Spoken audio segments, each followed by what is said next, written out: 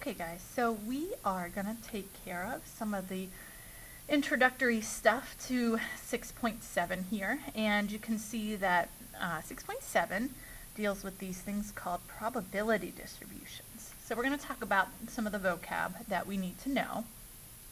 And the first is, you're going to hear me say this a lot, the random variable. And the random variable is a variable, surprise, usually x, but really could be anything, that represents the outcomes of an experiment. Okay. And you're going to see that you're going to take your random variable x and turn it into a probability distribution. So a probability distribution is a table or a chart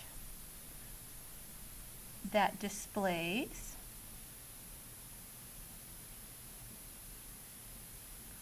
all the values of the random variable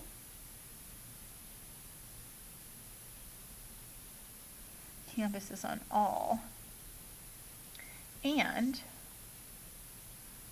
their corresponding probability.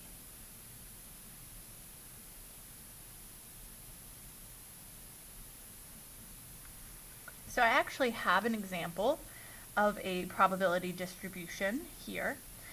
So we have a chart, and what it's saying is that you have x, and x is going to represent the sum of dice. I think we can presume 2 dice here. And the sum could be a 2, 3, 4, all the way up to 12. So that's what the two numbers can add up to. And then what we have listed below is the corresponding probability of each sum. So for instance, to get a sum of 2, you have a 1 out of 36 chance. To get a sum of 3, you have a 2 out of 36 chance. To get a sum of 4, you have a 3 out of 36 chance. So you list all the corresponding probabilities. Couple things that you have to remember about a probability distribution is that you must list all values for x. So in this case, we had to list all the sums of the 2 dice. I can't leave one out. I've got to list it all. And the other thing that you always want to check is that if you take all of your probabilities, in this case all these fractions, they should add up to 1. Now, sometimes you're going to find that we'll have decimals here, and we had to round the decimals because maybe they go on forever. If you have a little bit of rounding, you might have a little bit of rounding error. So if your probabilities add up to 0.99 or 0.101, something close is fine. You definitely don't want to have them add up to 2 or 5 or 10 or something crazy. So we're going to start with a really basic problem here for a probability distribution. Let's say that we have a raffle. Grant is organizing a raffle for the basketball team, and he sells 1,000 tickets at $5 a piece. There are 3 prizes valued at $100, $50, and $25. It says to let x, it's going to go here, represent the gain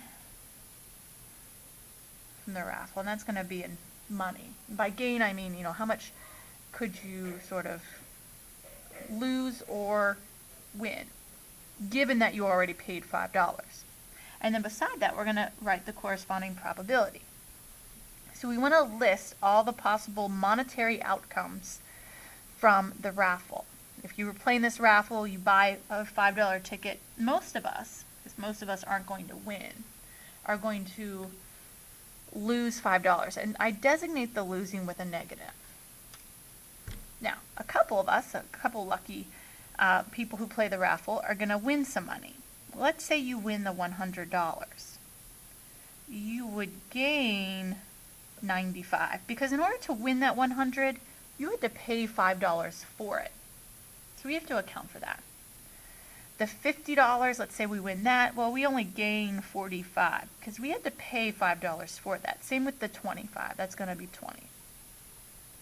Now, only one ticket will win or gain 95, and that's 1 out of 1,000. Now, I do say, for simplicity, assume order in which the tickets are drawn doesn't matter. And what I mean by that is I know that probably, you probably pulled this ticket first and then your second place prize and then your third place prize. And so that bottom number would probably decrease by 1 each time. But for simplicity's sake, I'm going to allow you to keep that at 1,000. So these have a 1 out of 1,000 chance as well. I know you might be thinking 1 out of 999 or 1 out of 998. You wouldn't necessarily be wrong. Just, I wanted to keep all the fractions nice and simple for us here. Now, 3 of the tickets are winners. But all the other tickets are losers, meaning all the other tickets are going to lose $5. That's 997 tickets that won't get us anything. So I'm going to keep that out of 1,000 as well. And so 997 out of 1,000, if you take that fraction and add it up with the other 3, you're going to see that it equals 1. So we've represented all our possible monetary outcomes as well as their corresponding probabilities. And that is how we make a probability distribution.